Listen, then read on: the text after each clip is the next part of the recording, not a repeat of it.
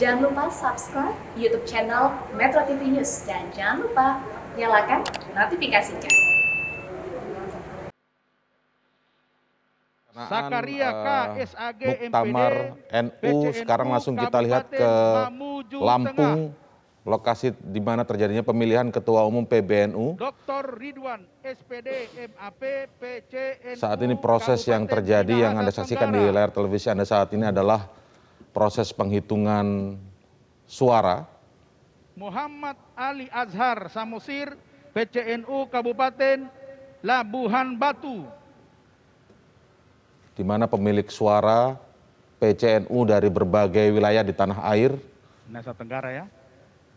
memberikan suaranya untuk memilih HM Khairul Aziz MSI dua PCNU kandidat Kabupaten Ketua Umum PBNU Sorong untuk Selatan. periode 5 tahun ke depan. Dua.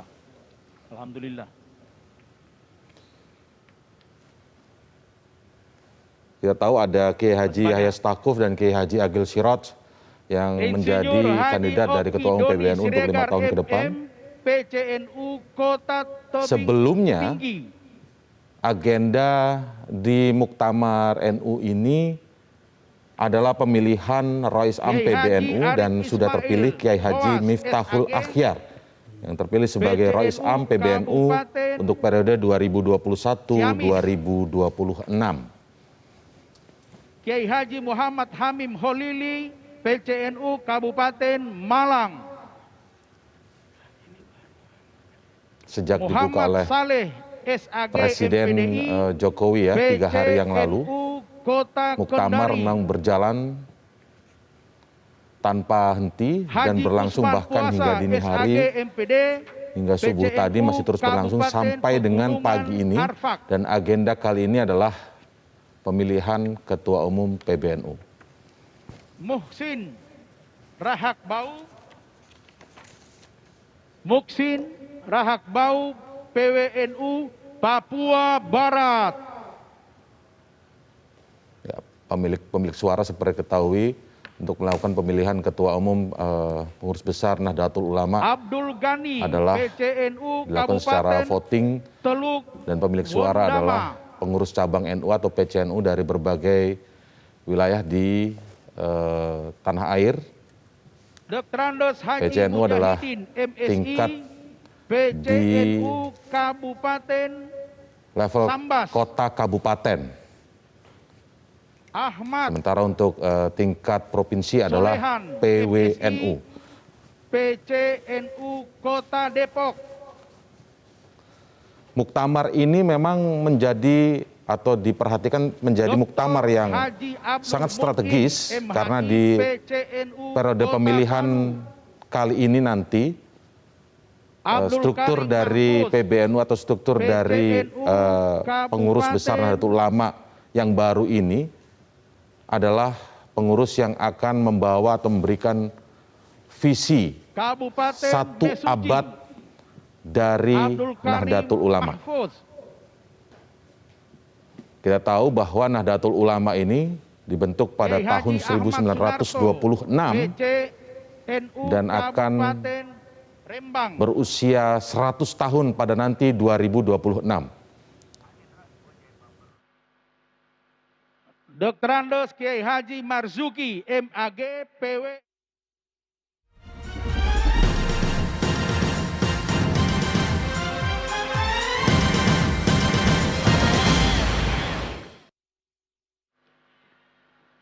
Saiful Jafar Arfa SPD MPDI PCNU Kabupaten Kepulauan Sula.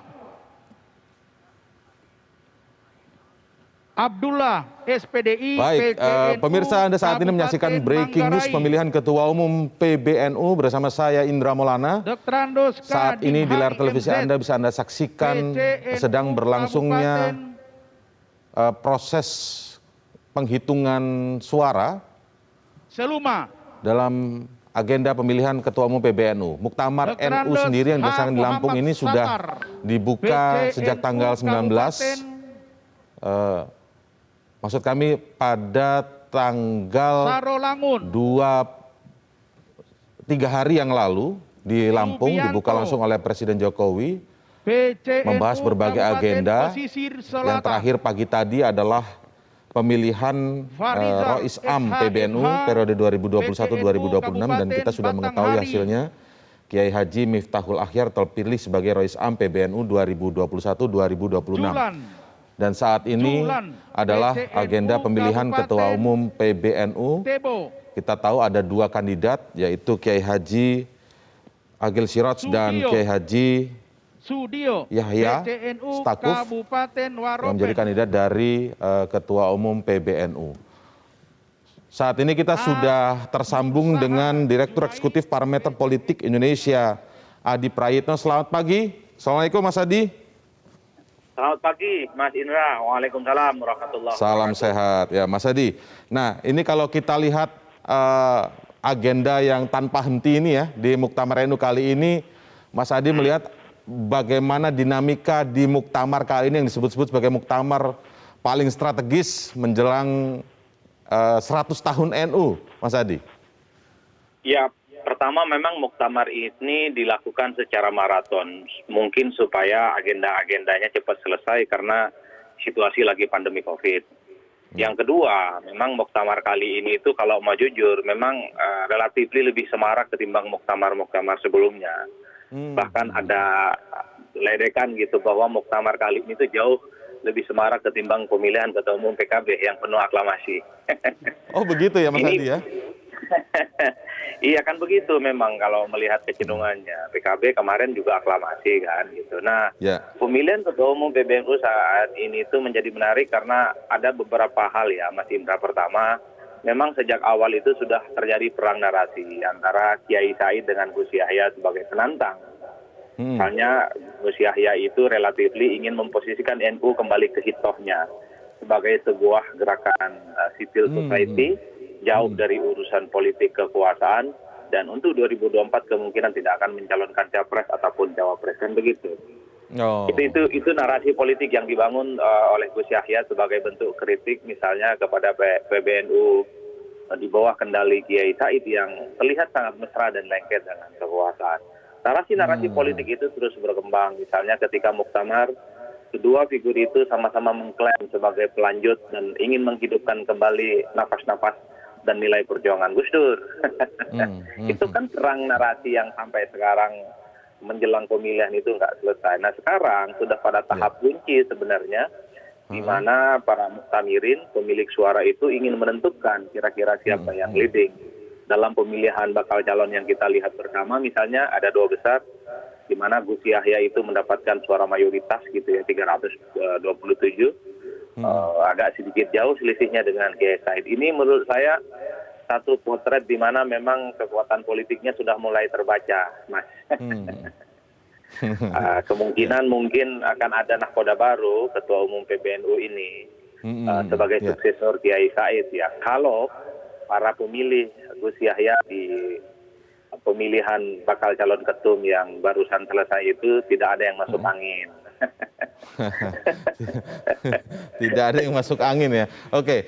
Jadi di muktamar atau pemilihan organisasi seperti ini kita tidak sedang bicara tentang partai politik ya, Mas Adi. Jadi masih ada kemungkinan juga masuk angin begitu ya? Sangat mungkin Mas, karena namanya juga dinamika pemilihan, one man one vote, semuanya serba mungkin. Karena lobby-lobby itu terus berlanjut selama sepanjang pemilihan. Bahkan ketika satu persatu datang ke depan memberikan suara, pilihan kepada kandidat, masih berlangsung transaksi dalam tanda kutip dukungan itu. Ini yang saya kira memang di semua level organisasi pemilihan apapun, apalagi sebesar ormas Islam seperti NU, tentu cukup luar biasa kira-kira begitu Mas. Oke, Mas Adi di studio juga saya sedang bersama dengan anggota Dewan Redaksi Media Group ya, Bang Don Bosco Salamun. Mungkin Bang Don juga bisa memberikan pertimbangan atau pandangan tentang dinamika yang terjadi sampai pagi hari ini, Bang Don. Ya, saya mengikuti cukup cermat sebetulnya dari muktamar ke muktamar. Ketika muktamar tahun 84 saya masih mahasiswa. Mau tamat dan kami waktu itu jadi aktivis dan sering bertemu Gus Dur. Gagasan kembali ke Kitoh itu menarik. Tetapi kan tadi saya bilang bahwa tadi kalau dibilang bahwa mungkin akan ada macam-macam suara di dalam situ. Tapi saya merasa bahwa atau melihat sebetulnya muktamar ini kan muktamar di mana para peserta atau calon-calon itu adalah orang yang betul-betul paham ketika NU kembali ke Kitoh. Baik Said Agil Siroj maupun Yahya Stakuf adalah anak-anak yang lahir dari NU yang transformasi dari proses kembali ke Kitoh pada tahun 84. Jadi kalau dilihat dari segi itu sebetulnya NU sendiri sudah paham betul di mana dia bermain politik, di mana dia bermain dengan kegiatan sosial keagamaan. Tetapi memang kan warga NU kan tidak steril terhadap politik. Mereka boleh menyalurkan politiknya atau aspirasi politiknya ke PKB, ke partai-partai lain dan seterusnya. Kembali lagi bahwa menjadi menarik memang karena NU terlalu seksi di mata para politisi dan bagi warga NU sendiri. Terlalu seksi bagi warga NU sendiri, apalagi bagi pimpinan NU sendiri gitu. Yang kemudian bisa membuat NU itu bisa ke kiri, bisa ke kanan gitu. Tapi apa yang saya lihat ya, manuver NU itu ya sebetulnya dia itu menjadi kartu truf, menjadi jangkar yang kingmaker. Kalau lihat kebesaran suara pemilihnya, kemudian lihat partai misalnya PKB adalah salah satu anak kandung NU gitu. Ya ini kemudian menjadi seksi betul di mata bangsa ini dan di mata parpol dan di mata para politisi, karena itu mungkin akan mempengaruhi juga bagaimana mereka memilih calon pemimpin atau ketua umum PBNU. Kalau kita lihat Yahya Stakuf misalnya itu pasti adalah betul-betul penjelmaan cara berpikir Gus Dur. Kan kita tahu bahwa dia itu menjadi jubirnya Gus Dur, kemudian sangat dekat, lalu kemudian kita bisa lihat bahwa itu berarti konsistensi untuk ke Kitoh dan seterusnya itu akan tetap jalan. Dan mungkin seperti kata teman tadi, itu mungkin akan banyak kegiatan-kegiatan yang membuat dia tidak terlalu banyak ke arah politik, lebih konsisten gitu. Kalau lihat misalnya Pak Agil Siroj gitu, kita lihat bahwa lentur ke kiri ke kanan gitu, yang kemudian jadi bisa jadi ada hal yang menguntungkan tapi juga bisa merugikan untuk beberapa hal gitu ketika bermanuver gitu. Misalnya apakah ada jatah NU di kabinet atau tidak, kan kita bisa lihat dari situ. Sudah lewat PKB gitu. Apa betul lewat PKB dan seterusnya, kan hal-hal seperti itu yang bisa dilihat. Saya kira warga NU sudah akan melihat posisi politik seperti itu dan menjadi penting muktamar ini karena tahun 2024 sudah dekat. Betul sekali. Baik, kita tahan dulu ya Bang Don dan juga Mas Adi. Saya ingin lihat langsung ke lokasi pemilihan perhitungan bursa suara pemilihan Ketua Umum PBNU di Universitas Lampung tahap 1 pagi ini. Total sementara sebanyak 558 suara yang berasal dari PCI, PCNU dan PWNU seluruh Indonesia. Nama yang memperoleh minimal 99 suara akan menjadi kandidat calon ketua umum. Hasilnya Khatib Am PBNU Kiai Haji Yahya Khalil Stakuf mengungguli ketua umum PBNU yang kini menjabat Kiai Haji Said Agil Siroj. Nah, untuk mengetahui informasi selengkapnya kita bergabung dengan Andrigo Pandega langsung dari Universitas Lampung. Selamat pagi Andrigo, sejauh ini bagaimanakah perkembangan suasana sidang pleno yang sedang berlangsung? Pagi Andrigo.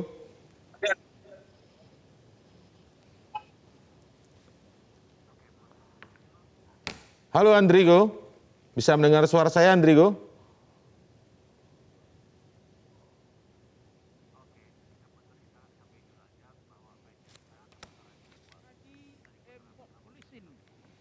Baik, kita sambil menunggu Andrigo Pandega, jurnalis kami yang ada di Lampung, tempat pemilihan Ketua Umum PBNU. Yang Anda saksikan sekarang di layar televisi adalah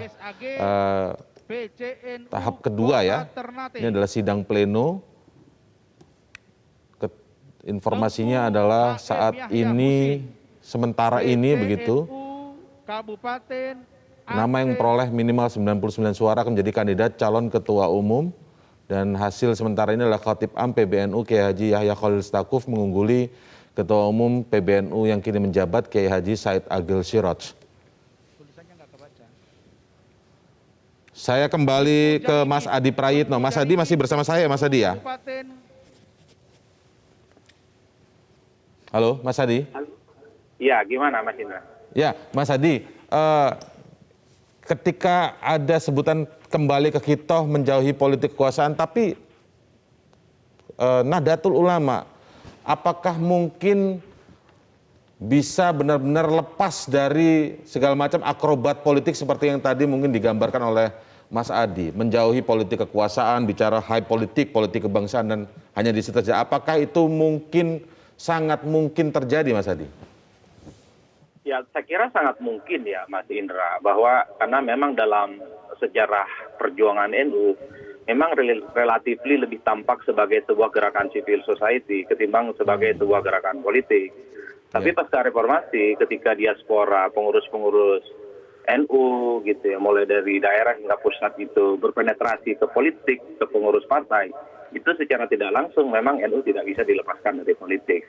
Jadi gerakan kembali ke hitoh itu adalah sebagai sebuah kerinduan historis sebenarnya dari warga Nahdliyin yang ada di daerah-daerah dan pedesaan, supaya elit-elit NU itu tidak terlampau agresif dan kelihatan tampak di persoalan-persoalan politik, tapi di persoalan yang lain, misalnya sosial, keagamaan, dan kemasyarakatan, itu relatif agak sedikit berkurang. Kan itu sebenarnya sebagai sebuah bentuk kerinduan. Meski pada saat yang bersamaan sangat sulit sebenarnya untuk menghilangkan NU dari unsur-unsur kekuasaan politik. Karena memang banyak pengurus, aktivis, dan kadernya itu adalah pengurus partai, Mas. yang secara tidak langsung mereka memang bertarung dalam urusan politik. Tapi secara umum kalau saya baca, teman-teman Nahdliyin itu menginginkan supaya elit-elit kuncinya tidak cawe-cawe, tidak genit terkait dengan urusan-urusan politik elektoral. Tapi kalau cuma kader biasa, pengurus biasa, jadi pengurus partai, maju sebagai gubernur, bupati, wali kota, anggota dewan, itu dianggap tidak ada persoalan. Tapi ketika top elit mereka juga menjadi bagian dari pertarungan politik, itu menjadi persoalan yang cukup serius. Oke, baik, saya akan lebih dalam nanti ke Mas Adi lagi ya. Mas Adi, kita tahan dulu ya. Saya ingin bergabung bersama jurnalis Metro TV Andrigo Pandega yang saat ini berada di Universitas Lampung, tempat berlangsungnya pemilihan Ketua Umum PBNU. Andrigo, sejauh ini bagaimanakah perkembangan suasana sidang pleno yang sedang berlangsung? Ya, terima kasih Indra. Dapat saya laporkan bahwa sejauh ini sidang pleno Muktamar 4 yang berada di Universitas Lampung, tepatnya di belakang saya,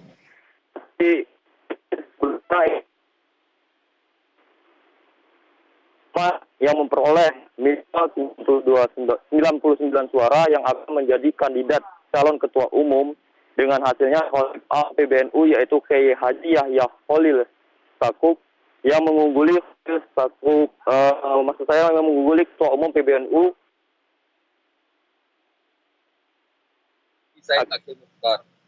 Dengan rincian suara Kiai Haji Yahya Khalil Stakuf memperoleh total 327 suara dan Said Akil Mukhtar mendapatkan 200 suara. Namun juga nama lain pun muncul dalam pemilihan ini, As'ad Said Ali dengan total 17 suara.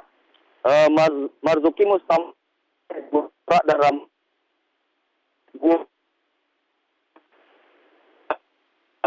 hal ini, namun kandidat lain tersebut gagal menjadi bakal karena tidak mencapai batas minimal suara. Selanjutnya, 2 nama bakal calon akan diserahkan ke Kiai Haji Misal dan bila akan dilakukan pemungutan suara tahap kedua. Ya, Indra. Andrigo, maaf saya potong dulu. Ini mungkin bisa Anda jelaskan kalau soal data suaranya. Saya juga menerima bahwa perolehan suara tahap pertama Gus Yahya 327, Kiai Said 203, Kiai As'ad 17, Kiai Marzuki 2, Ramadan 1, dan absen 1, batal 1. Tapi ini disebutkan suara tahap pertama. Mungkin bisa Anda gambarkan kepada masyarakat umum di pemirsa Metro TV, ini mekanismenya seperti apa? Ada tahap pertama, tahap kedua, mungkin bisa Anda jelaskan sedikit, Andrigo. Ya, untuk tahap pertama dan tahap kedua itu masih dalam tahap pemilihan, dalam arti untuk pemilihan sebagai calon bakal yang akan maju sebagai ketua PBNU gitu. Yang untuk selanjutnya tahap keduanya itu akan melakukan pemilihan atau pembagian kertas suara terhadap seluruh PCNU, PBNU, dan semua yang ikut andil dalam pemungutan suara di Muktamar 34 PBNU di Universitas Lampung. Ya, Indra. Baik, yang tahap pertama tadi dengan ada data suara itu adalah pemilihan calonnya baru ya? Ya. Oke, dan yang kedua nanti baru adalah pemilihan dari calon terpilih itu dipilih lagi begitu? Iya, sejauh ini informasi yang kita dapat untuk tahap keduanya akan dilakukan seperti itu. Sedangkan untuk pada saat pagi ini masih dilakukan pembagian suara kepada setiap PCI dan PCNU dan PWNU. Perkirakan pemilihan atau pemungutan suara akan berlangsung pada pukul 10 pagi ini setelah setiap perwakilan PCNU, PCI, maksud saya PCI, PCNU dan PWNU telah menerima surat pemilihan oleh panitia Muktamar 34 Kota Batam. Ya, Indra. Baik, Andriku, nanti saya akan hubungi Anda lagi lebih untuk meminta data jauh lebih lengkap ya, bagaimana mekanismenya pemilihan nanti dan tepatnya nanti pemilihan akan dilakukan pukul berapa ketika calon-calon ini nanti akan benar-benar diadu. Baik, saya kembali ke Bang Don Bosco dulu sambil melihat bagaimana jalannya penghitungan tadi di tahap pertama ya Bang Don ya. Nah, ini memang masih tahap per tahap ya tentu saja Bang Don. Artinya memang luar biasa juga ini dinamikanya Bang Don berarti kalau kita lihat di sini. Seperti pertanyaan saya ke Bang Adi Praetno, mungkin semungkin apa NU benar-benar lepas dari politik kekuasaan seperti harapan yang juga tertuang di editorial tadi, tidak terlibat langsung dalam soal akrobatik politik, di mana nanti figur-figurnya nanti ini juga bisa saja menjadi calon atau menjadi pendukung calon tertentu, walaupun melepas nama NU-nya, tetapi dia terlekat sebagai tokoh NU begitu. Ya, tadi kan Mas Adi katakan memang sulit melepaskan itu ya. Betul. Tetapi ini adalah generasi pasca kitoh NU yang sudah ditetapkan lebih dari hampir 40 tahun lalu gitu. Betul. Jadi kalau kita lihat mestinya sudah matang gitu. Tetapi sebetulnya kitoh itu juga membuka kesempatan yang lebih luas kepada warga NU. Warga Nadlin itu bisa menyalurkan aspirasi politiknya ke partai manapun. Jadi jangan membuat NU sebagai parpol, kira-kira gitu. Yeah. Tetapi kemudian ada PKB, ada partai lain. Makanya di mana-mana ada orang NU. Saya kalau bergaul dengan mereka itu sebetulnya kalau kita lihat seperti tegang sekali, tapi saya kira orang-orang NU itu punya gaya yang enak, lucu, kemudian guyup untuk menyelesaikan persoalan-persoalan berat gitu. Walaupun kelihatannya di luar seperti tegang sekali, tapi saya kira proses pemilihan ini berlangsung akan lebih baik dan lebih guyup begitu. Tapi inti dari persoalan kita adalah bahwa bagaimana kemudian pemimpin NU yang baru tidak membawa NU ke politik kan, kira-kira gitu, kembali ke kitoh. Dan selama ini saya kira visi Gus Dur itu luar biasa, atau visi para kiai pada tahun 80 itu luar biasa. Kita kemudian melihat bagaimana begitu banyak kepala daerah, ada lebih dari 100 itu warga adalah warga NU. Lalu kemudian yang kedua, mereka ada di mana-mana gitu. Jadi ada teman saya di NU bilang, NU itu ada di mana-mana dan di mana-mana itu ada NU-nya. Jadi itu sebetulnya membuat mereka lebih fleksibel untuk menyampaikan aspirasi politik. Nah, problemnya kan adalah bagaimana kemudian warga NU membawa NU-nya untuk ke politik gitu. Ya itu persoalan. Itu persoalannya di situ. Dan persoalan ada di situ, sementara kegiatan-kegiatan kemanusiaan, kegiatan-kegiatan keagamaan, kemudian kegiatan-kegiatan sosial yang berkaitan dengan misalnya mengurangi radikalisme, mengurangi terorisme, persoalan korupsi dan ekonomi umat.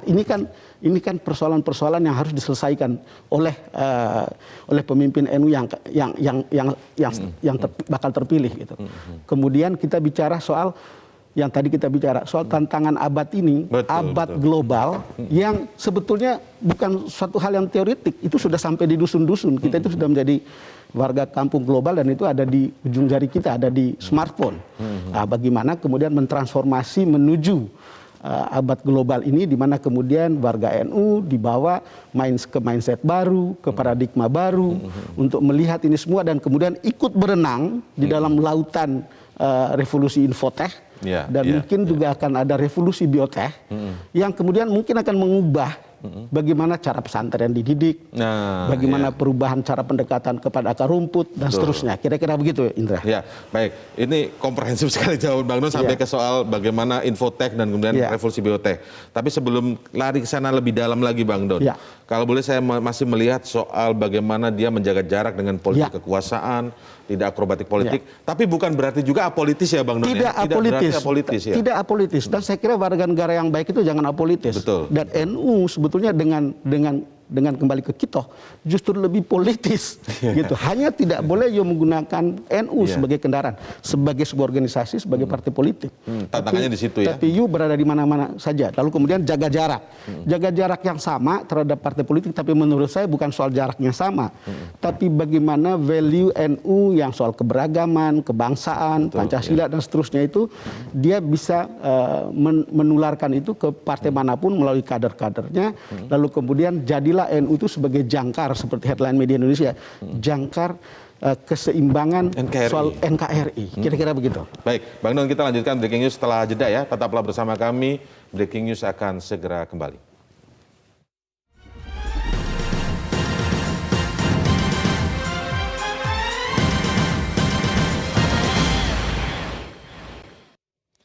Anda bersama kami di Breaking News. Pemilihan Ketua Umum PBNU yang saat ini sedang berlangsung di Universitas Lampung sudah memasuki tahap pertama ya. Perolehan suara di tahap pertama ini adalah pemilihan bakal calon, yaitu Gus Yahya 327 suara, Kiai Said 203 suara, Kiai As'ad 17 suara, Kiai Marzuki 2 suara, Ramadan 1 suara. Untuk abstain 1 dan batal 1, artinya sudah mulai tergambar meskipun prosesnya ini belum akhir, belum final. Nanti kita akan lihat siapa yang akan terpilih menjadi sebagai Ketua Umum PBNU untuk periode 5 tahun ke depan. Di Muktamar NU ini juga dinilai sebagai muktamar yang paling strategis menjelang 100 tahun atau 1 abad berdirinya Nahdlatul Ulama. Baik. Dan saya saat ini juga masih bersama anggota Dewan Redaksi Media Group, Bang Don Bosco Salamun. Tadi Bang Don, kita tadi sudah ulas sambil menunggu prosesnya sedang berjalan ya Bang Don ya. Betul. Kita tadi sudah ulas bagaimana tidak terlalu dekat dengan politik kekuasaan, tidak akrobatik politik ke kanan ke kiri untuk kepentingan, apalagi kepentingan pribadi walaupun itu adalah pimpinan dari NU sendiri. Tetapi juga tidak apolitis tentu saja. Betul. Nah, saya yang tertarik sekarang berbicara tentang usulan-usulan dari generasi muda NU juga dari berbagai daerah yang menyarankan agar NU tidak hanya berkutat di isu-isu lokal ini Bang, tetapi isu-isu global harus sudah mulai berperan warga Nahdien ini. Bagaimana menurut Bang Don melihat hal ini? Ya menarik Indra. Topik atau tema dari Muktamar kali ini membangun kemandirian warga untuk perdamaian dunia. Jadi orang berpikir soal global dan saya kira bukan soal perdamaian dunia saja. Dan NU sudah tahu bagaimana di Indonesia saja mereka menjadi jangkar kebinekaan. Saya rasa mereka juga bisa punya kontribusi untuk perdamaian dunia seperti itu yang diinginkan. Tapi saya kira sekarang ada kecenderungan bagi generasi NU yang baru. Mereka tidak hanya mahir untuk mempelajari atau memahami kitab kuning. Tapi juga mereka sudah bicara soal atau harus mahir untuk memasuki dunia baru. Dunia digital, mulai soal robot, sains, dan seterusnya. Dan kalau kita lihat data, ada 24.000 pesantren di Indonesia pada tahun 2013 nih. Indra, dan 15.000 diantaranya itu punya NU. Dan itu besar sekali. Betul. Makanya Presiden melihat ini mestinya sebagai kekuatan ekonomi gitu. Betul. Tapi lupakan dulu tentu itu bisa sambil jadi jalan, sambil paralel berjalan ya. Tapi yang paling penting adalah bagaimana kemudian mindset baru atau paradigma baru. Kita tidak lagi melihat gaya boleh tradisional, gaya boleh sarungan, itu nggak ada soal. Tetapi jari kita itu sudah mengantar kita ke dunia global, membuka dunia global untuk kita semua. Karena semua jendelanya di sini. Dunia global juga memasuki diri kita lewat situ, gitu. Betul. Ya. Jadi itu tantangan baru dan kita pikir kalau lihat tadi gambarannya. Kemungkinan Yahya Stakuf yang akan terpilih misalnya, kalau lihat dari gambaran awal, tadi ya. Walaupun tidak tertutup kemungkinan bahwa mungkin ada perubahan gitu, tapi kan kita sudah melihat dan bisa diprediksi. Dan kita, kalau saya dari pengenalan saya yang serba sedikit tentang itu dan kedekatan beliau dengan Gus Dur, ya menurut saya pelaksanaan Kitoh itu akan lebih konsisten. Sekali lagi pelaksanaan Kitoh tidak berarti apolitis. Betul. Itu bisa sangat politis sekali, depend on value. Kalau itu sesuai dengan value atau paradigma atau mindset NU, mereka bisa akan ke sana. Tetapi tidak membawa organisasi, tapi perorangan akan ada di sana. Makanya kan kader-kader itu, ya di mana-mana kita akan bertemu kader NU, mau dari partai mana saja, kita akan lihat sama value-nya. Jadi dia bisa masuk ke mau di PKB, mau di luar PKB dan seterusnya bisa. Oke, artinya ketua yang baru ini nanti kalau bicara konteksnya tadi memandangnya tidak hanya isu lokal, isu global, tidak hanya mahir dan tentu saja pakar dalam membaca kitab kuning, tetapi juga mahir berenang di lautan digital. Dari terminologi yang digunakan oleh Bang Don. Seperti apa ketua ini nanti ke depan diharapkan ketua umum PBNU ini tidak hanya bersifat menjadi jangkar keseimbangan di NKRI saja, tetapi juga menjadi berperan dalam konteks perdamaian dunia ini. Saya susah untuk menerjemahkan yang begitu, Indra. Saya tidak punya pemahaman yang kuat tentang siapa yang kuat untuk ikut dalam proses perdamaian dunia. Tetapi oke lah. NU sebagai organisasi keagamaan bahkan bukan yang terbesar di Indonesia saja, tapi terbesar global. Jadi kalau mereka masuk dalam forum interfaith dialog misalnya, itu pasti didengar gitu. Dan saya rasa ketokohan orang seperti Said Agil Siraj yang mewarisi juga misalnya dulu ketokohan seorang Gus Dur, nanti juga kemungkinan ketokohan seorang Yahya Stakuf, itu punya network untuk melakukan itu. Kan itu kan mereka bermain sekarang dialog antar iman, dialog antar agama. Kalau NU ada di situ, saya yakin akan didengar. Kenapa? Ini sebuah organisasi mewakili sebuah organisasi terbesar di Indonesia dan yang mewarnai dan mempertahankan pluralitas di Indonesia. Hal yang sebetulnya dunia pasti melihat itu, Bang Don. Dunia pasti hal yang sebetulnya membuat dunia kagum. Orang di dunia ini berpikir apa sih Indonesia tetap bisa bersatu sampai sekarang? Rusia sudah, Uni Soviet sudah. Berkeping-keping, lalu kemudian Yugoslavia dan seterusnya, tapi Indonesia tetap. Salah satunya adalah karena jangkar kekuatan NU itu ada di sini gitu. Jadi saya kira mereka akan didengar suaranya dalam berbagai forum internasional. Di forum-forum internasional. Kita berharap orang seperti Yahya Stakuf yang terpilih atau tetap Kiai Agil Siraj, ya hal seperti itu haruslah menjadi digendong oleh NU gitu. Oke, apalagi ada momentum presidensi G20 nanti itu mungkin banyak tokoh-tokoh yang bisa berperan di situ ya, Bang Don ya. Baik, nah Bang Don kalau kita lihat juga sedikit kembali ke soal berperan di lautan digital, tidak hanya mahir kitab kuning begitu ya.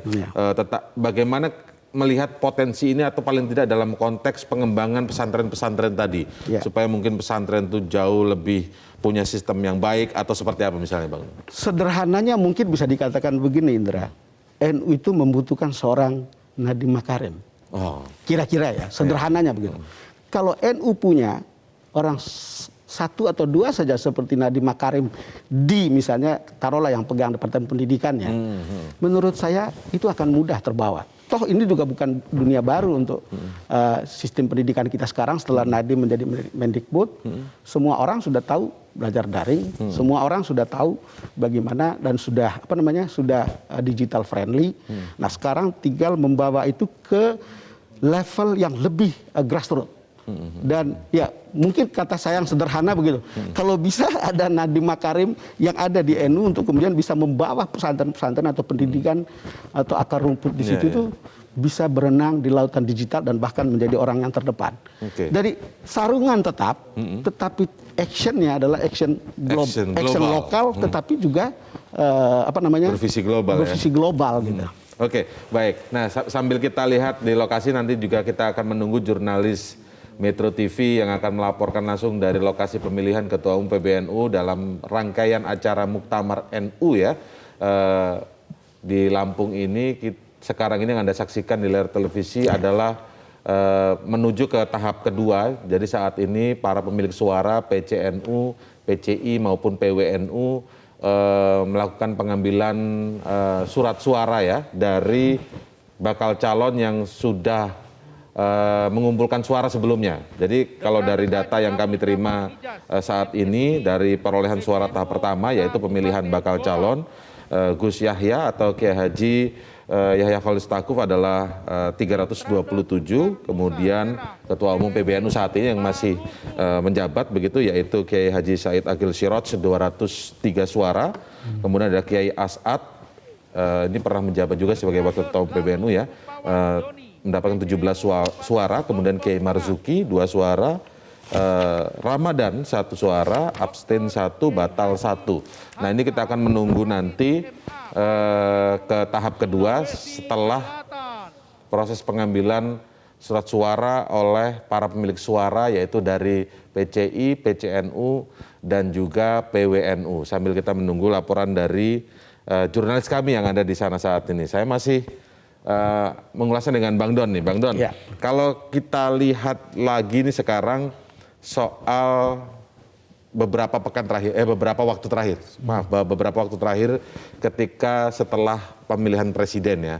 Ini kan rame juga ketika bicara soal kabinet dan lain sebagainya. Sempat waktu itu rame nih. Ini mungkin belum tentu benar tapi sempat menjadi wacana rame, menjadi perbincangan juga di insan pers ketika jatah PKB sudah ada, kemudian bicara tapi NU belum dapat. Nah, ini kan yang menjadi gambaran bahwa mungkin ada kepentingan 1-2 pihak di dalam NU sendiri yang membawa-bawa nama NU menjadi seperti ini. Padahal semangat kitohnya kan tidak begitu ya, Bang Don ya. Bagaimana catatan tapi kan bisa juga dilihat bagaimana posisi NU itu sebagai kingmaker. Jadi kalau dia menyodorkan kader untuk ikut memimpin atau berkontribusi bangsa ini, dia bilang ada yang lewat PKB. Tapi NU belum loh. NU punya gitu. Tapi kan terserah presiden kan, apakah bisa diterima atau tidak, mana aspirasi yang lebih awal yang lebih dulu atau bagaimana begitu. Tapi itu kan tergantung, itu kan hak prerogatif presiden. Tapi sekali lagi posisi itu membuat lapangan bermain politik NU itu lebih luas. Dari sekedar mengenakan baju NU, yang misalnya baju NU dalam tanda kutip partai politik NU gitu. Itu jauh lebih luas dengan posisi sekarang. Sekali lagi saya bilang sangat visioner ketika tahun 1984 NU kembali ke kitoh. Kembali ke kitoh itu menempatkan NU sebagai bagian penting dari Negara Kesatuan Republik Indonesia, menjadi bagian penting sebagai institusi yang menjaga keberagaman, pluralitas, lalu kemudian menjadi bagian penting dari perjuangan kemanusiaan dari bangsa ini gitu. Jadi kalau lihat seperti ini, sebetulnya kalau disuruh mana pilihan yang lebih bagus kembali ke kitoh. Kembali gitu ya. Betul. Karena lapangan ini politik lebih luas begitu maksudnya Bang ya, politik kebangsaan. Baik, Bang Don, kita tahan dulu ya. Kita akan lanjutkan setelah jeda. Tetaplah bersama kami di Breaking News Metro TV, pemilihan Ketua Umum PBNU. Kami segera kembali.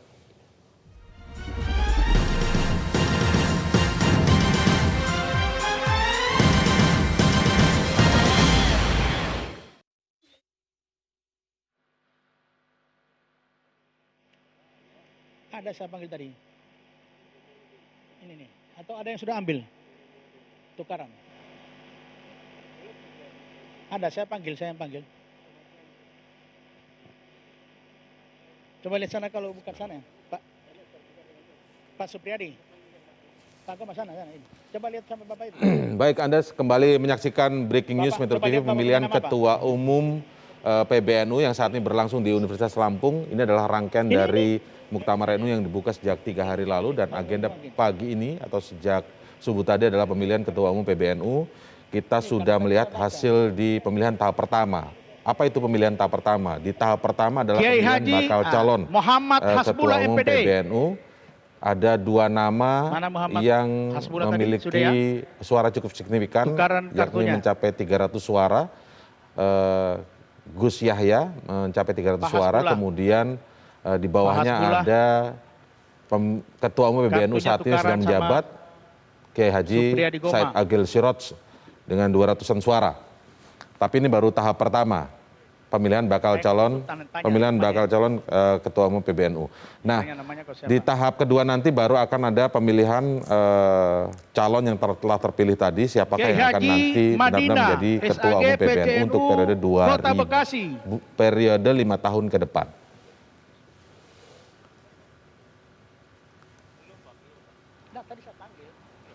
Saya ini PCNU saya. Dr. Andes Haji Zainuri, PCNU Kota Salatiga. Kita lihat kandidat dari Ketua Umum PBNU saat ini. Berikut ini adalah profilnya. Kiai Haji Yahya Khalil Stakuf saat ini adalah sebagai anggota Dewan, pernah menjadi anggota Dewan Pertimbangan Presiden 2018 sampai 2019. Pernah menjadi juga juru bicara Presiden keempat RI Abdurrahman Wahid atau Gus Dur. Kiai Haji Yahya Khalil Stakuf ini lahir di Rembang, Jawa Tengah, 16 Februari 1966, merupakan putra pertama dari Kiai Haji Muhammad Khalil. Dari riwayat pendidikannya, berada di Pondok Pesantren Al-Munawir Krapyak, Yogyakarta. Juga merupakan mahasiswa Visipol Universitas Gadjah Mada. Yahya Khalil Stakuf juga pernah menjadi Khatib Am PBNU 2015-2020.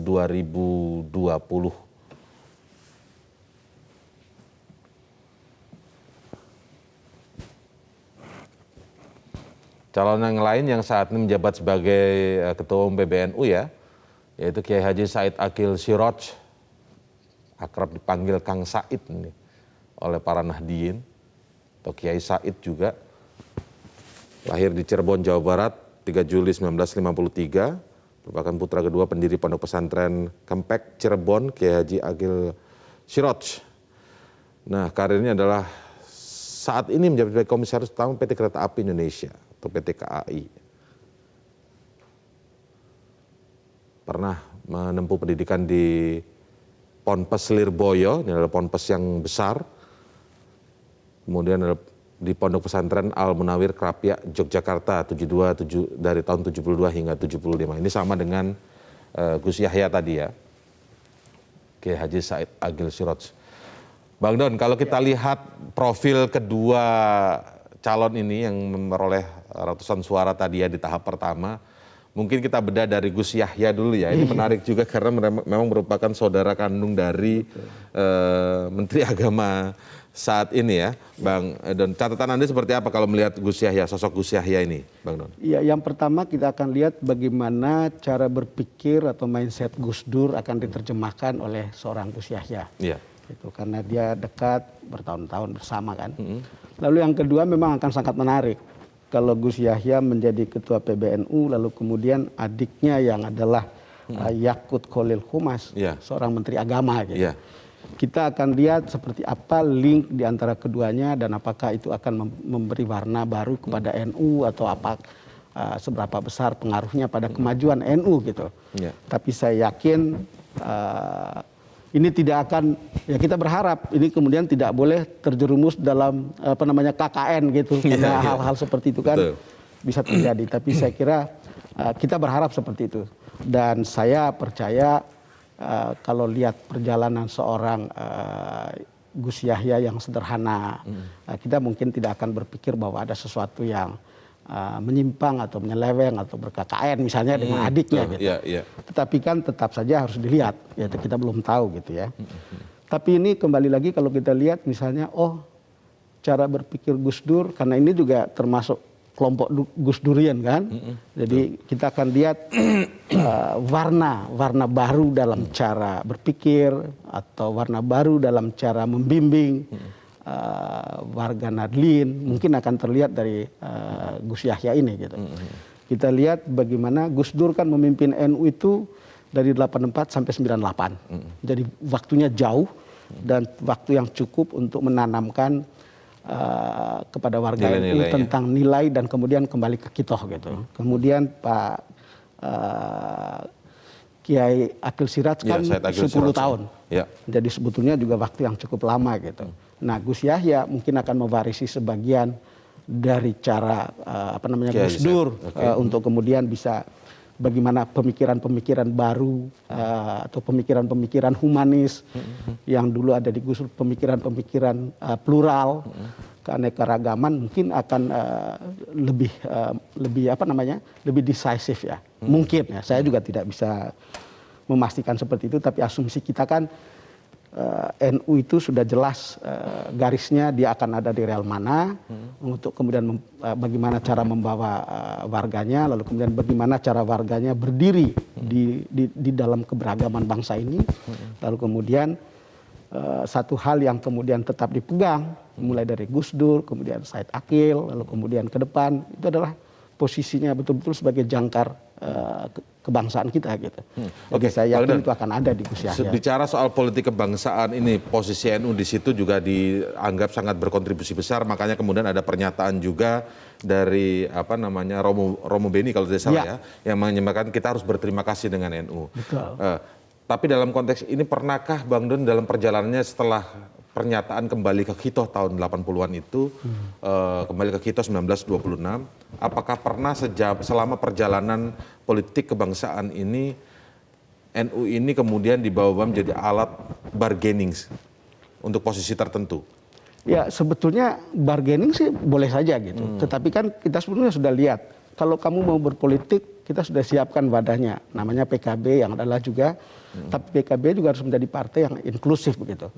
Ya sekali lagi posisi bargaining NU itu menurut saya bukan karena NU mungkin mau bermanuver, ada tentu, tapi juga karena banyak sekali godaan-godaan di luar dan digoda-goda dari luar untuk kemudian ikut dalam posisi seperti itu. Tapi sejauh ini kan kita tahu Gus Dur pendiri partai PKB, gitu, lalu kemudian Said Akil, beliau adalah bukan orang politik, gitu, tidak masuk dalam partai politik, tapi dia warga NU.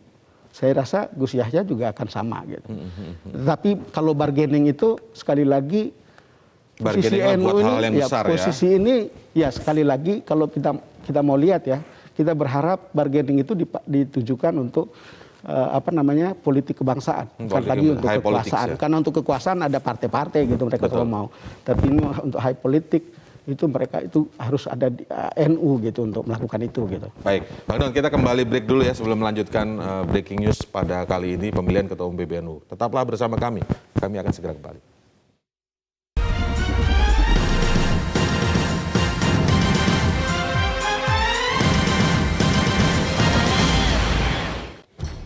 Ya, saat ini Anda menyaksikan breaking news pemilihan Ketua Umum PBNU yang berlangsung di Universitas Lampung. Ini adalah rangkaian dari Muktamar NU dan tahap pertama tadi yaitu tahap pemilihan bakal calon sudah selesai. Ada hasilnya, ada 2 nama yang cukup signifikan untuk maju ke tahap berikutnya yaitu nama Kiai Haji Said Agil Siroj yang merupakan Ketua Umum PBNU saat ini dan Kiai Haji Yahya Khalil Stakuf. Kita sekarang akan meminta tanggapan atau pendapat atau pandangan dari Direktur Eksekutif Lingkar Madani atau LIMA, Ray Rangkuti. Selamat pagi, Assalamualaikum Bang Ray. Waalaikumsalam warahmatullahi wabarakatuh. Baik, sehat-sehat Bang Ray ya. Nah Bang Ray mungkin bisa digambarkan pendapat Anda tentang dinamika yang berlangsung saat ini di pemilihan Ketua Umum PBNU. Menurut Anda seperti apa dinamikanya saat ini di Muktamar kali ini? Kalau yang substansi sih menurut saya tidak ada yang terlalu dinamis ya. Bahkan keduanya sebetulnya menggambarkan satu ritme yang sama. Perbedaannya lebih karena pada usia, ada yang menginginkan adanya regenerasi gitu. Di sebalik itu tentu ada yang menginginkan adanya semacam pembatasan periode dari masa jabatan dari ketua umum meskipun tidak dalam bentuk ADART ya, tapi dalam bentuk kesepahaman gitu. Nah sebetulnya lebih banyak perdebatannya ya, ketegangannya di wilayah itu. Tapi kalau di wilayah ide, di wilayah gerakan, di wilayah cita rasa tentang keislaman itu antara Pak Said dengan Pak Yahya saya kira 11-12 ya. Makanya istilah saya ini pertarungan adik dan kakak gitu. Nggak ada yang kelihatan berbeda jauh gitu ya. Termasuk di dalamnya soal apakah salah satu dari keduanya misalnya kalau terpilih sebagai Ketua Umum PBNU akan merevisi hubungan mereka dengan pemerintah atau tidak gitu. Rasanya juga nggak akan sampai sejauh itu gitu. Artinya baik Kiai Said maupun Kiai Yahya saya kira adalah orang yang tetap dekat dengan pemerintah. Sehingga kelihatan juga memang karena 2 calon ini memang sejak awal kelihatan dekat dengan pemerintah, maka pemerintah juga tidak memiliki kesan ya, setidaknya dari luar untuk mendorong salah satu kandidat di antara kedua belah pihak ini gitu. Baik, Bang Ray, kita tahan dulu ya Bang Ray ya. Saya ingin bergabung dulu dengan Ketua Komisi Rekomendasi Muktamar NU ke-34 Alisa Wahid. Assalamualaikum, selamat pagi Mbak Alisa. Waalaikumsalam warahmatullahi wabarakatuh. Selamat pagi. Salam sehat Mbak Alisa, semangat ya. Ini muktamarnya jalan tanpa henti nih sampai dini hari subuh juga masih jalan agendanya Mbak Alisa ya. Bisa diceritakan prosesnya sekarang ini, agendanya lebih lengkapnya seperti apa ini Mbak Alisa? Ya, kita sudah memasuki babak terakhir ya. Karena memang agenda yang terakhir itu adalah pemilihan Ketua Umum PBNU, lalu kemudian nanti setelah itu penutupan begitu. Jadi ya tinggal ini saja Mas, tinggal menyelesaikan ini dan sekarang sedang mulai pemungutan suaranya begitu untuk yang babak kedua. Nanti sebentar lagi insya Allah sudah tabulasinya begitu. Mbak, ini kan masyarakat tidak semuanya tahu atau awam ya tentang mekanisme yang berlangsung di pemilihan sekarang ini. Mungkin bisa digambarkan, tadi ada pemilihan tahap pertama, tahap kedua, mungkin bisa digambarkan sedikit Mbak tentang sedikit teknis ya mekanismenya, Mbak Alisa. Ya, sebetulnya kalau tahap teknisnya itu ya mirip-mirip dengan pemilihan biasa begitu, para muktamirin yang dalam hal ini adalah PCNU, PCINU, dan PWNU, pengurus cabang, pengurus wilayah, dan pengurus cabang istimewa dari luar negeri ini memberikan suaranya begitu. Lalu ketika dari beberapa kandidat, lalu kemudian 2 yang teratas itu pemilihan yang berikutnya begitu, babak keduanya untuk menentukan pilihan muktamirin seperti apa begitu. Jadi sebetulnya tidak terlalu berbeda dengan proses-proses pemilihan yang iya betul, karena memang yang tahap pertama tadi itu ada beberapa nama itu baru pemilihan bakal calon berarti ya Mbak ya? Ya semacam itulah ya, semacam itu. Oke, baik. Nah Mbak Alisa, ini nanti diharapkan seperti apa misalnya sosok figur ketua yang baru ini seperti apa Mbak Alisa bagi warga Nahdliyin, mungkin bisa pesannya bisa ditangkap mereka yang menyaksikan dari layar televisi Metro TV ini. Yang pertama yang harus diingat adalah ini muktamar terakhir di abad pertamanya NU ya. Jadi ini nanti akan menjadi 5 tahun pungkas untuk 100 tahunnya NU begitu. Dan karena itu kita membutuhkan ketua umum Tanfidiyah terutama dalam hal ini, tapi tentu dengan arahan atau direction dari pemimpin spiritual kita Rois Am Syuriah PBNU, mempersiapkan NU abad kedua itu bagaimana akan menempatkan dirinya di menghadapi perkembangan zaman begitu. Ada banyak sekali ini tantangannya Mas, karena basis ke-NU-an itu kan juga mengalami perubahan demografi misalnya begitu. Kalau dulu warga NU itu adanya di perdesaan, sekarang banyak juga yang di perkotaan. Kalau dulu kelas bawah, sekarang kan sudah mengalami mobilitas vertikal. Jadi ada perubahan-perubahan karakteristik dan juga peran NU di tingkat dunia itu kan semakin didengar ya, semakin banyak permintaan ke sana. Jadi banyak sekali hal yang memang harus dihadapi oleh NU. Yang jelas, pertama mengurus warga NU-nya sendiri, kemudian yang kedua mengurus negara dan bangsa, begitu, dan yang ketiga kontribusi di tingkat dunia. Itu challenge-nya. Nah itu dia, mengurus kan kemudian ada usulan juga sesuai dengan tema muktamar sekarang ini ya, terkait dengan peran dalam perdamaian dunia.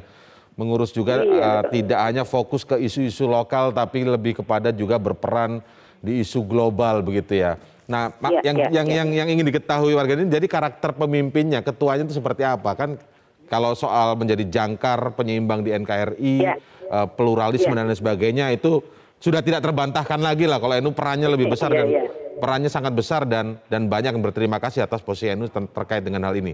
Tapi tentang isu global ini nanti karakter pemimpin yang seperti apa selanjutnya, Mbak Alisa? Karakter pemimpin yang kita butuhkan pertama dia konsolidator kalau untuk internal NU ya. Dia harus menjadi konsolidator, konsolidator sumber daya NU begitu.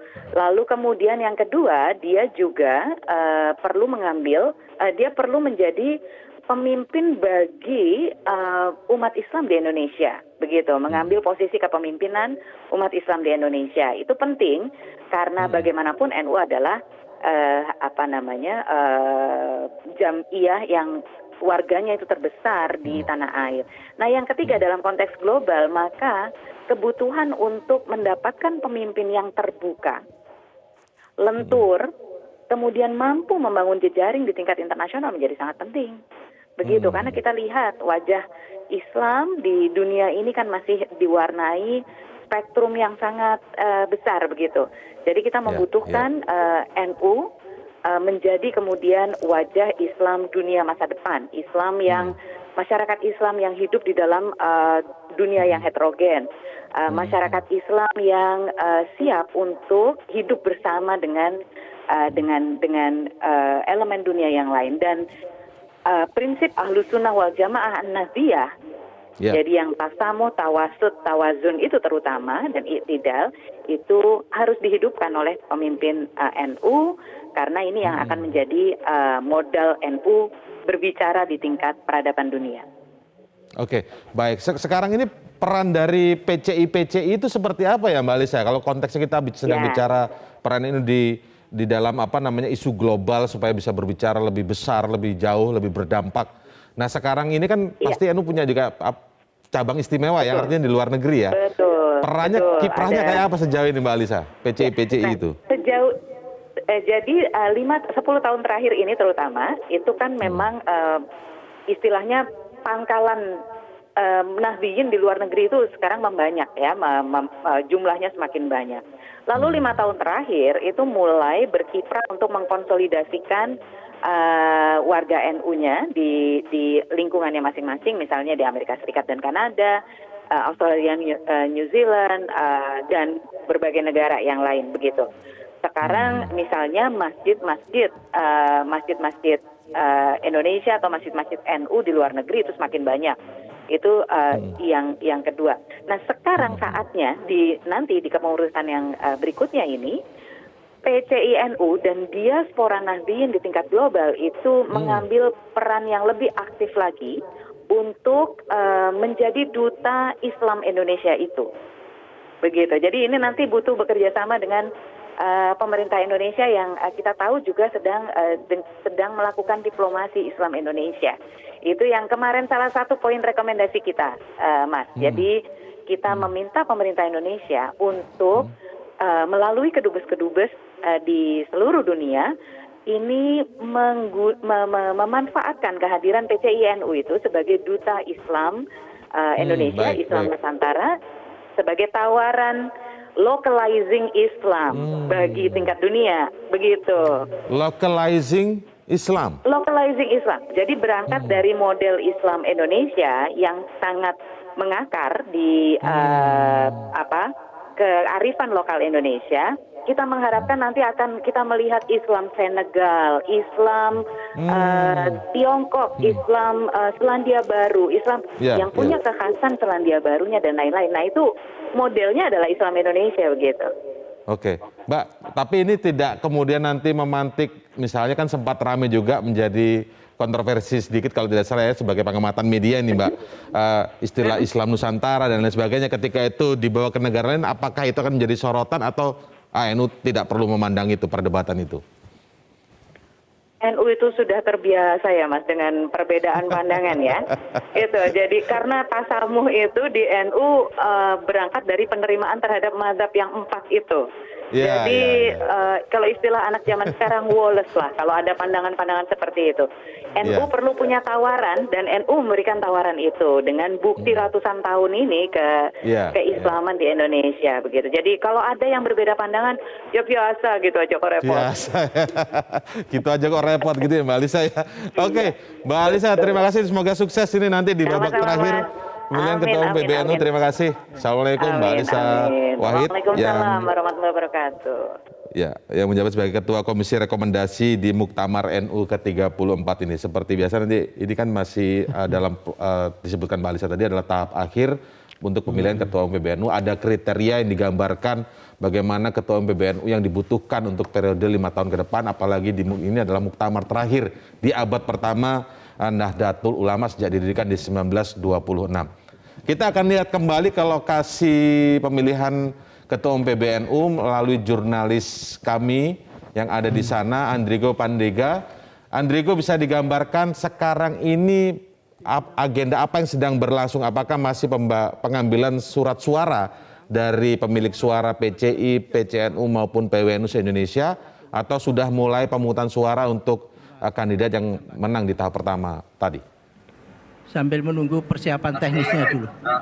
Dapat dilaporkan kembali dan data informasi terbaru untuk mempercepat pemilihan Ketua Umum PBNU Muktamar ke-34 di Universitas Lampung ini panitia melakukan pembagian surat suara sekaligus melakukan pencoblosan terhadap dua calon kandidat sebagai ketua umum PBNU yang akan memimpin 2021 hingga 2026. Dan untuk suasana di sekitar di luar dari ruang muktamar, kondisi keamanan sudah dilakukan oleh pihak kepolisian, harus kembali lagi dan lama sekali. Ini sudah proses sampai penerapan protokol kesehatan sudah KTP kembali sudah disiapkan dan waktu ini. Semuanya Akhirnya kita tidak perlu mempersulit diri kita lah. Tidak akan terjadi hal-hal yang tidak diinginkan. Tidak harus bawa KTP. Mungkin kita ini wakil presiden kita, Maruf Amin, posisi sekarang masih berada di tempat hotel yang telah disediakan oleh panitia dan kemungkinan akan melakukan perjalanan kegiatan ke yang tidak universitas atau UIN yang ada di Kota Bandar Lampung.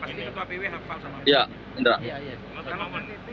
Baik, Andrigo. Tapi kira-kira kalau kita lihat proses sejauh ini, apakah menurut pengamatan Anda begitu ya, ini akan berlangsung alot melihat di perolehan suara pertama tadi kan nilainya juga perolehan suaranya relatif sama-sama ratusan antara Kiai Haji Said Agil Siroj dan Kiai Haji Yahya Khalil Stakuf begitu ya, ataukah sebenarnya ini akan berlangsung dengan mulus saja dari pantauan Anda di lokasi?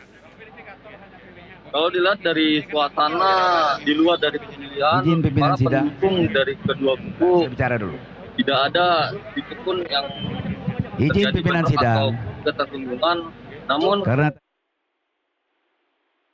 dipegang oleh tidak ada perubahan lagi. Kiai Haji Yahya Khalil, jadi tidak ada lagi pembicaraan yang lain. Namun skor nanti dibuka baru dimulai. Masih dalam perhitungan. Jadi kami menyarankan dari PWN Jambi karena pimpinan sudah mengetok palu bahwa dengan sistem scan untuk ada peserta. Baik Andrigo, nanti kami tunggu terus laporan Anda dari lokasi pemilihan Ketua Umum PBNU. Terima kasih sementara ini Andrigo Pandega, jurnalis Metro TV yang ada di Lampung.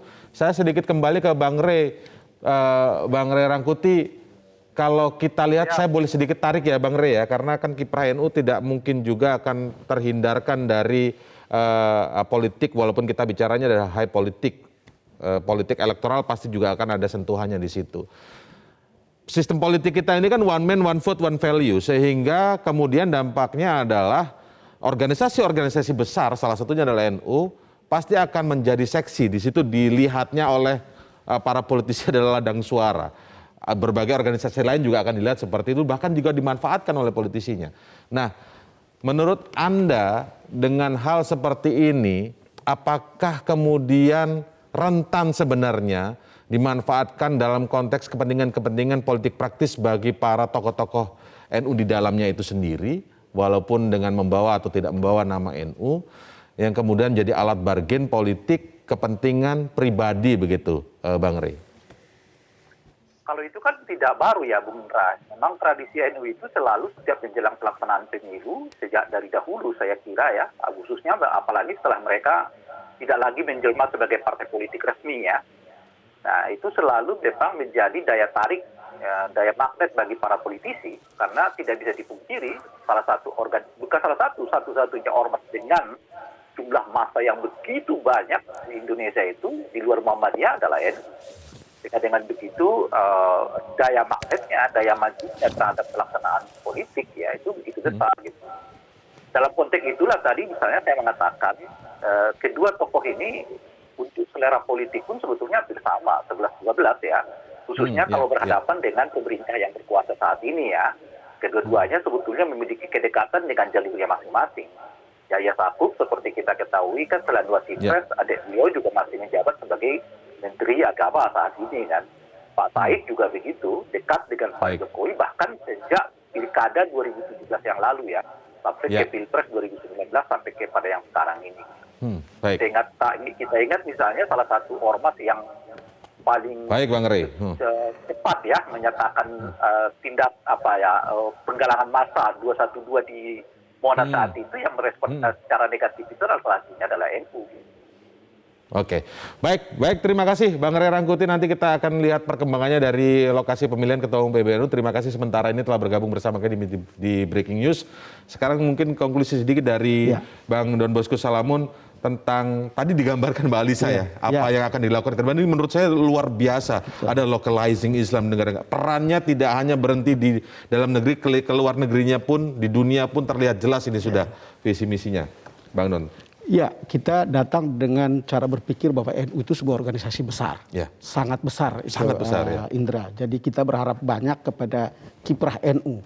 Dan kalau kita berharap banyak kepada kiprah NU, maka kita berharap banyak bagaimana Ketua Umum PBNU bisa mengarahkan atau membawa, membimbing NU ini dalam peta politik kebangsaan yang tetap konsisten dari dulu sampai sekarang, karena betul-betul NU itu diharapkan menjadi jangkar keanekaragaman, jangkar Pancasila dan jangkar NKRI begitu. Jadi kita berharap pemimpin yang baru akan melakukan hal itu. Ingat, NU itu sampai ke akar rumput. Jadi memang tadi kalau ingat apa yang dikatakan oleh Mbak Alisa, NU itu ada di akar rumput paling bawah, tapi juga sedang berusaha untuk mengglobal. Tetapi harus ada localizing Islam, karena memang mereka punya pengalaman berdasarkan akar rumput yang ada di Indonesia. Jadi saya kira masuk di akal. Kemudian yang kedua yang perlu kita pikirkan adalah bahwa NU itu kingmaker. Sebagai organisasi besar, dia kingmaker dalam proses politik, walaupun NU bukan organisasi politik, tapi dia bisa menjadi kingmaker, lalu kemudian akan sangat mempengaruhi agenda pemilihan 2024. Kita berharap NU bermain di tengah, tetap seperti itu. Lalu yang ketiga, kita ucapkan selamat dulu kepada calon ketua terpilih. Saya kira sebentar lagi sudah ada itu. Sebentar lagi akan hasilnya. Gitu, Dan kita akan ikuti nanti perkembangannya. Dan sementara ini terima kasih Bang Don telah bergabung memberikan ulasannya di Breaking News pemilihan Ketua Umum PBNU. Selamat pagi, salam sehat. Salam sehat. Dan demikianlah Breaking News untuk saat ini. Kita akan tetap sajikan perkembangan informasi terkait pemilihan Ketua Umum PBNU dari Lampung di program-program yang lain. Saya Indra Maulana mengucapkan terima kasih, salam sehat, sampai jumpa.